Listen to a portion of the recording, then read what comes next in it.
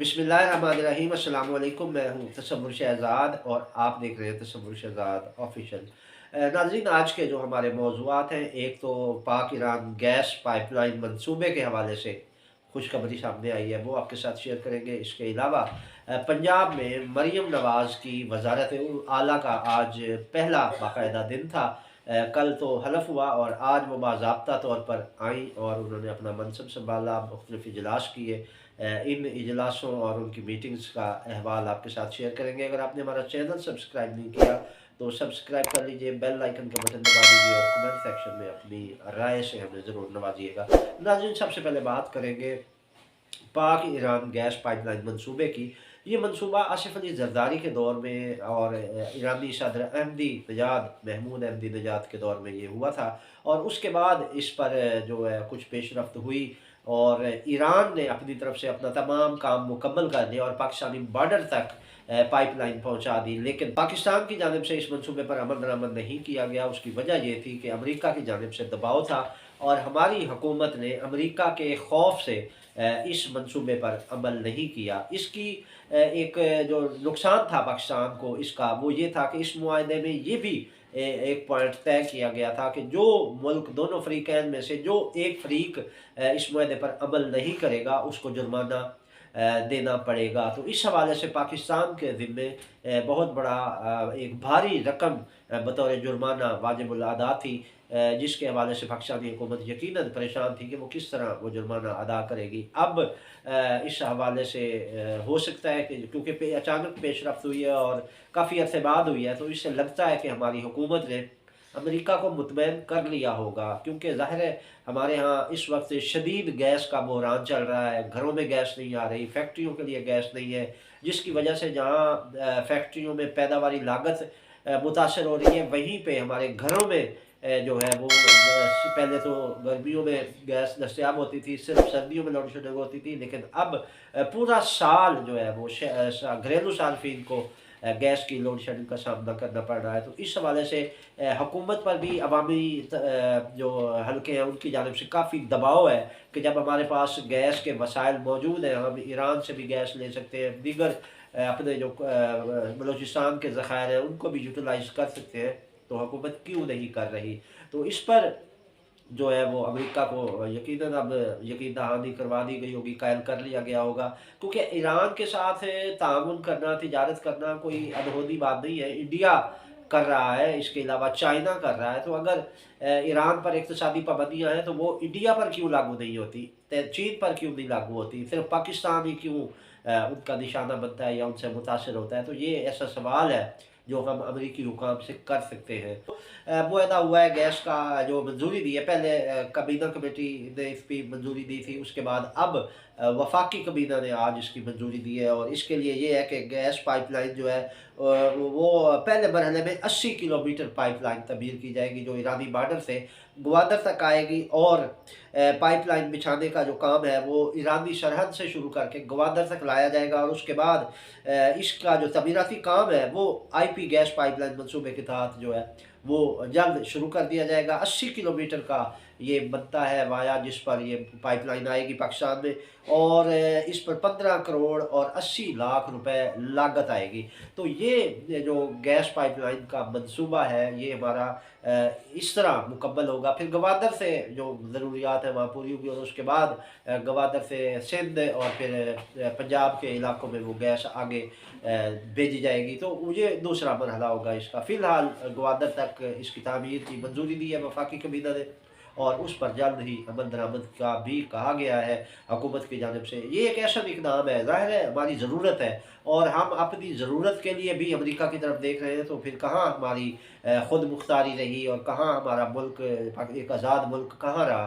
तो ये हमारी आज़ादी पर हमले हैं कि हम अपने मामलात के लिए भी यहाँ पर इतनी मुदाखलत हो गई है अमेरिका की कि हमें अमेरिका की तरफ देखना पड़ेगा कि हम गैस किससे लें ये भी अमेरिका बताएगा, हम रोटी किससे लें ये भी अमेरिका बताएगा, हम गंदम किसको भेजें ये भी अमेरिका बताएगा, हम काश्त क्या करें ये भी अमेरिका बताएगा। ये सारे मामलात में इतनी ज़्यादा मुदाखलत यकीनन हमारी खुद मुख्तारी पर हमला है और ये किसी तौर भी काबिल कबूल नहीं।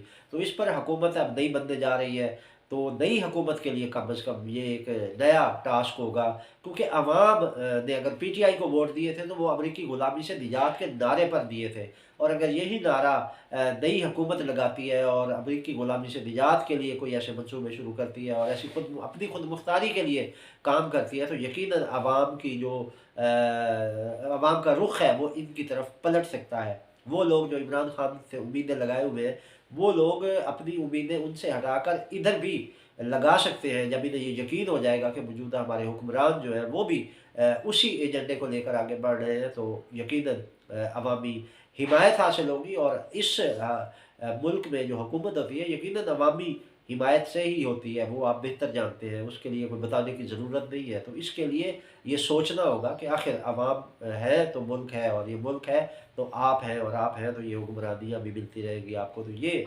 गैस पाइपलाइन के हवाले से आज का था मामला। अब मरीम नवाज़ बतौर वज़ीर आला पंजाब मनसब संभाल चुकी है। आज वो रायगढ़ से आधे घंटे में ऐवान वज़ीर आला पहुँची सिविल सेक्रेटेरिएट। वहाँ पर रास्ते में उनके लिए प्रोटोकॉल था, ज़ाहिर है एक जगह पे ट्रैफिक रोकी गई, तो उस पर मरीम नवाज़ ने नागवारी का इज़हार किया कि मेरी वजह से ट्रैफिक क्यों रोकी गई है। तो उन्होंने कहा कि ट्रैफिक की मैनेजमेंट बेहतर कर ली जाए, तो ये जो आवाम के लिए रुकावटें खड़ी करके वीआईपीज़ को गुज़ारा जाता है, तो उन्होंने कहा कि इससे निजात मिल सकती है। तो ये एक सबसे पहला हुक्म जो उन्होंने अपने घर से निकलने के बाद दिया वो ये था कि ट्रैफ़िक मैनेजमेंट को बेहतर किया जाए, सड़कें बंद न की जाए। उसके बाद वो सिविल सेक्रेटेरिएट पहुँची, वहाँ उन्होंने महकमा आर्काइव के म्यूज़ियम का इफ्तिताह किया। ये म्यूज़ियम नाज़रीन पाकिस्तान की पूरी जो तारीख़ है उसका अमीन है। इसमें तमाम पुराना रिकॉर्ड, बल्कि पाकिस्तान से पहले का भी जो सिख दौर की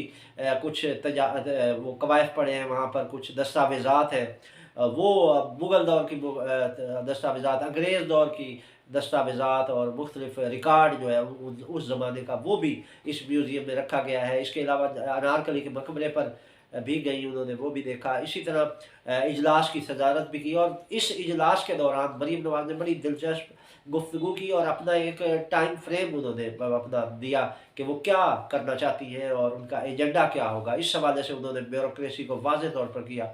चीफ सेक्रेटरी ने वहाँ पर एक दिलचस्प बात की। उन्होंने कहा कि एक जो अफसरान हैं उनके तकर्रुर और तबादलों के हवाले से एक कमेटी बना दी जाए, ताकि किसी के साथ ज़्यादती ना हो, कोई हक़ तलफ़ी ना हो, और वो कमेटी जो है वो मेरिट पर फैसला करे। तो इस पर मरीम नवाज़ ने कहा कि किसी कमेटी शमेटी की ज़रूरत नहीं है, बाकायदा तौर पर जो है तकर्रुर और तबादले वो मेरिट पर होंगे, और उसमें किसी सिफ़ारिश को ख़ातिर में नहीं लाया जाएगा। इस पर चीफ सेक्रेटरी ने कहा कि आपको अरकान असम्बली की जानिब से दबाव का सामना करना पड़ेगा। ज़ाहिर है जो एमपीएज़ हैं वो आपसे मुतालबा करेंगे कि उनके इलाके में फ़लाँ को डीसी लगा दो, फ़लाँ को एसी लगा दो, फ़लाँ को एसएचओ लगा दो, फ़लाँ को एसपी लगा दो।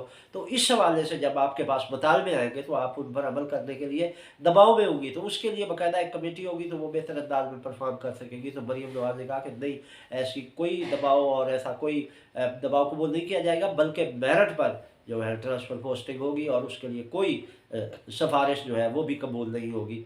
इसके अलावा नाज़रीन मरीम नवाज़ ने जो है वो आज ऐवान वज़ीर आला भी गई। उन्होंने गुज़श्ता शब मुख्तलिफ थाने भी देखे, और दिलचस्प बात उन्होंने ये की, उन्होंने कहा कि थाने खूबसूरत नहीं बनाने बल्कि रवैया खूबसूरत बनाना है। तब्दीली इमारतों में नहीं लानी, तब्दीली अपने रवैयों में लानी है। और उन्होंने कहा कि पुलिस अपने रवैये में तब्दीली लाए और करप्शन किसी तौर बर्दाश्त नहीं की जाएगी। उन्होंने कहा कि पुलिस में रिश्वत सतामी का जो एक रुझान है उसका खात्मा चाहती है, और उन्होंने कहा कि इस हवाले से ज़ीरो टॉलरेंस होगी। कोई पुलिस अफसर, कोई पुलिस एहलकार अगर रिश्वत लेता हुआ पकड़ा गया तो उसके लिए कोई माफ़ी नहीं है। मरीम नवाज़ की जानिब से ये इक़दामात लायक तहसीन है।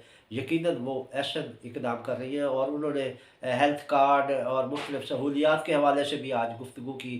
तालीम के हवाले से भी उन्होंने बड़ी दिलचस्प बात की, और उन्होंने हेल्थ सेक्टर पर ख़ुसूसी तवज्जो देने की हदायत की। उन्होंने कहा कि हस्पतालों की एमरजेंसी में जो है वो अद्वियात फ्री होनी चाहिए। मेरा ख्याल है मरीम नवाज़ को सिर्फ एमरजेंसी के लिए नहीं, बल्कि दीगर हस्पताल के दीगर वार्ड्स में भी फ्री दवाइयों का ऐलान करना चाहिए था। उन्होंने हिदायत की कि एमरजेंसी में तो क्या इमरजेंसी में तो मरीज़ होते हैं, तो क्या वार्ड में जो मरीज़ दाखिल होते हैं उनको दवाइयों की ज़रूरत नहीं होती? या वार्ड में दाखिल होने वाले मरीज़ कौन-सा अमीर हो जाते हैं कि उनके पास अपनी दवाइयाँ लेने के लिए पैसे होते हैं? तो इस हवाले से मरीम नवाज़ को चाहिए कि वो तमाम सरकारी अस्पतालों में मुकम्मल इलाज जो है वो फ्री कर दें। उससे ये होगा कि बाहर से कोई चीज़ नहीं खरीदनी पड़ेगी। बाहर से चीज़ें खरीदने के हवाले से जो चीज़ें सामने आती हैं, बतौर सहाफ़ी हम जानते हैं कि उन्होंने डॉक्टर के साथ, मेडिकल स्टोर वालों ने, माफियाज़ हैं, इन्होंने डॉक्टर के साथ सारा तय किया होता है और डॉक्टर उन्हें लिख के देता है कि ये फ़लाँ दवाई फ़लाँ मेडिकल स्टोर से लेके आएँ, और उसमें डॉक्टर साहब की जेब में कमीशन चला जाता है। तो ये चीज़ें नुकसानदेह है और आवाम के लिए खसूसी तौर पे ये एक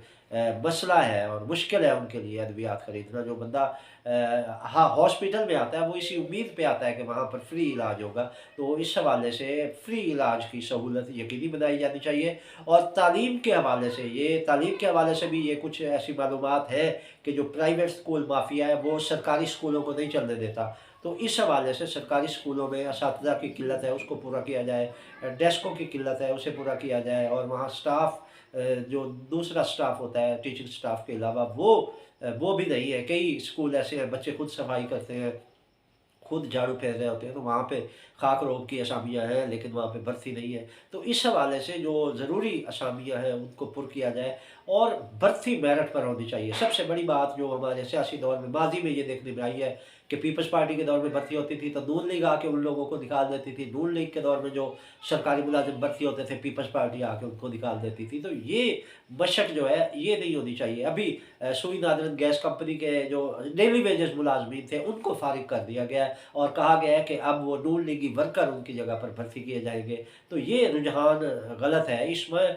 आपने जिन हज़ारों डेली वेजेस मुलाजमीन को बेरोज़गार किया है, आखिर वो भी तो अपने घर का चूल्हा जला रहे थे, उनका क्या जुर्म है कि अब वो क्या करेंगे? आप उनकी जगह पर नए रख रहे हैं, वो तजर्बाकार भी हैं, अच्छा काम कर रहे हैं, काम को जानते हैं, तो उनको फारिग करना जो है वो ज़्यादती है। वो ज़ाहिर है एक बंदा पूरे घर को चला रहा होता है और एक फैमिली का रोज़गार, एक बंदे का बेरोज़गार होना पूरी फैमिली का रोज़गार जाने के बराबर है। तो इस हवाले से ये सुई नादरन गैस कंपनी को खसूसी तौर पर पंजाब हुकूमत की जानिब से हदायत जानी चाहिए कि वो ऐसे बिला वजह जो है वो मुलाजमीन को बेरोज़गार ना करें, बल्कि उनको रोज़गार फराहम करें और नई भर्ती करें ताकि जो बेरोज़गार नौजवान हैं उनको भी इस सेटअप में खपाया जा सके। तो ये इस वक्त की सूरत हाल है, इस पर मरीम नवाज़ साहबा को तवज्जो देनी चाहिए और साथ साथ हम आप को इसके आगाह भी करते रहेंगे। जहाँ ज़रूरत होगी हम हुकूमत को गाइड करेंगे, हुकूमत के कामों पर तनकीद बराए इस्लाह भी की जाएगी और नई नई